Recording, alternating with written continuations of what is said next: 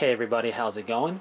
Welcome to an unboxing video of something I've been awaiting since the rumors were up for it, and that is Warhammer 40k Dark Vengeance. This is the limited edition version of it that I pre-ordered and I received it the other day, so I want to do an unboxing video for it now. I also bought with it the Dark Vengeance, the novel. I don't really call it a novel considering the size, but I figured, hey, why not? It can be a fun read. I don't know if it's meant to take you through the entire battle, if there's a set ending or whatnot, I don't know. But before I open it up, I do want to say it's going to be a bit of a long video, and I saw on the internet there's a rumor, I don't know if it's a rumor or if there's some speculation that Dark Vengeance was delayed. Well, I have it here, and maybe it was delayed to retailers, but I'm not so certain about that myself personally because I went to a local game store over the weekend and they had it on the shelves ready to sell.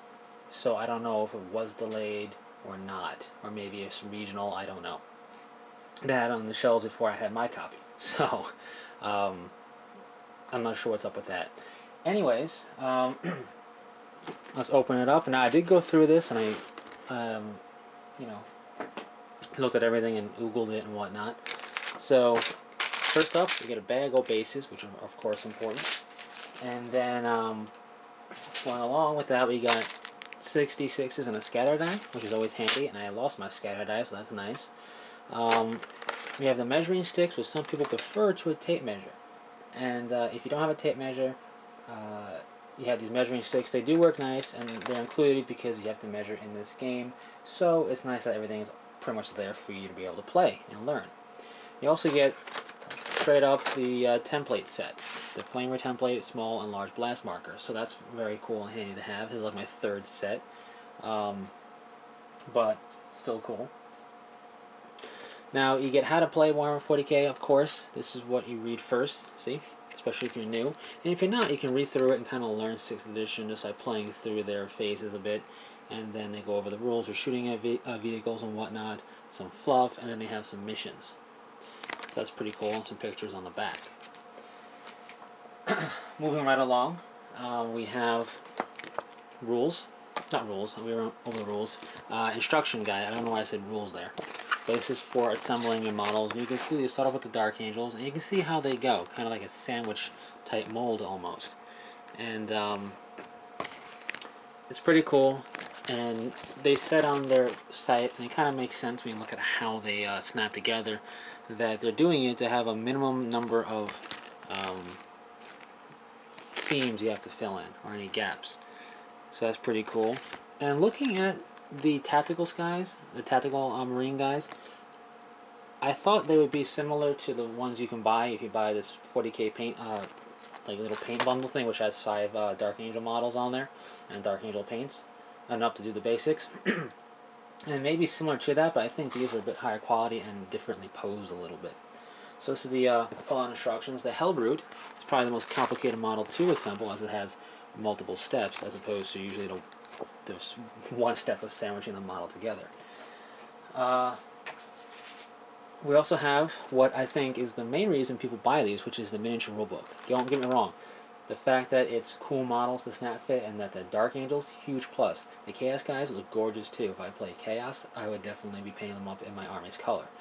But I'm most excited about the miniature rulebook, to be honest, because who wants to lug around the main rulebook with them from game to game, or carry it around on top of their army case, whatever. This is very small, very handy, and good to have. A lot of people try to buy these on eBay or online somewhere, and very cool. So this is a driving force in why people buy these kits. Now we have a quick reference sheet, and I have 2. You should only have 1. This has everything you need for the regular set. Now this is a limited edition, so what it does not have on here is the stat line for the chaplain, the interrogator chaplain, but it does have your reference charts for wounding and hitting, and the hit chart for shooting, and just a quick reference for different phases. Very nice to have for regular gameplay as well. Like I said, the limited edition includes an interrogator chaplain, and this is the insert you get. Kind of fancier. It includes his profile, rules for his weapons, and how to assemble them with a picture of him assembled on the back. Now, I'm going to go through the models here, a little bit more detail oriented, but I'm not going to focus too long on each individual sprue because, to say it quickly, they're all gorgeous, really. It's kind of like the Space Hulk quality. So I want to start off with the Interrogator Chaplain and the Interrogator Chaplain. I don't know what happened. Some type of mix-up happened, and I have two Interrogator Chaplain models. I guess it pays to be a member of the Inner Circle. So, but anyways, that is weird. But weirdness aside, it's a cool little snap fit guy because you have a detail base, and to be honest, I'm not quite sure how snap fit he is. He may be more of a glue together guy because he is a limited edition thing and a bit more detailed. So I think he may be more of glue together to get it to work. So he may be one of the few or the only non-real snap fit model here. But whatever the case may be, very nice detail. And if I were to assemble, well, I am going to paint him up. I'm going to paint them up in stages and then assemble them together because you can hide some detail there. And it can be hard for your brush to get to. And that's something you may want to consider when looking at these models, and any model really. For example, we have a Chaosy Cape type thing here. You're going to want to probably paint that separately before attaching the backpack or attaching it to the model so you can get to the back of the model and get all the details. Even if you don't necessarily see it, just to get the paint in there so if somebody's really scrutinizing the model, they don't see bare plastic. Here's parts of the Hellbrute. I think the entire Hellbrute is on this sprue. I'm not 100% sure. But you get some Chosen here as well. Some cool looking guys. And when you start looking at the sprue, you can see how they kind of assemble together. You can see the pieces and how they snap together to try and give you minimal seams, which is nice. It's a nice thought. So that's the Hellbrute and some Chaos guys. Now the one thing they did here is the same they did with Assault on Blackreach. They put the Dark Angels and the Chaos guys on one big sprue. Now for both, I would have preferred the Imperium on one sprue and the Enemy on a different sprue or different sprue sets. But they did it this way, I'm sure the same way as the other set, Assault on Blackreach, to save space. And that works. You have some Deathwing here, some Ravenwing Bikers, and you have some Cultists as well on here, and some more Chaosy guys, as well as your Tactical Marines. And the detail is very nicely done. Some people criticize Snap Fit and going, it's a Snap Fit model, it's no good. And that's false now. You know, maybe back in the day of when it was Battle for Macragge, or Assault on Macragge or something like that, when it was Snap Fit Ultramarines and Snap Fit Tyranids, then yeah, the detail was kind of at best similar to the multi-part models, but the detail they sculpted on these guys is above the kits you're going to buy. And just like the Space Hulk, if anybody has a copy of the Space Hulk, like I do, game, very nicely detailed models. The only difference here is that it's not in red and blue or whatever. It's in the standard gray because they really want you to paint them up. And the board game like Atmosphere of Space Hulk, they made them just solid colors like that, so you don't really have to paint them up if you don't want to. The bikes here have the wheels attached, which is really one of the few differences between this and a regular bike, that and the legs are also attached. More Cultists with good detail, and more Terminators, again with nice detail. And these really do justice for the Dark Angels. You had a little bit of like a Terminator upgrade thing on the Veteran sprue for Dark Angels. And I had some shoulder pad bits, a Stone Bolt or a Power Sword, and some legs, and that's really it. So you really get more here. Here we got the Company Master model, and the Librarian model as well, and more Terminators, as you can see, more bikes. In fact, this is the Sergeant's bike, as you can see, because it has a wing here, or a wing thing there, and a little thing there as well. When you go together, he has two.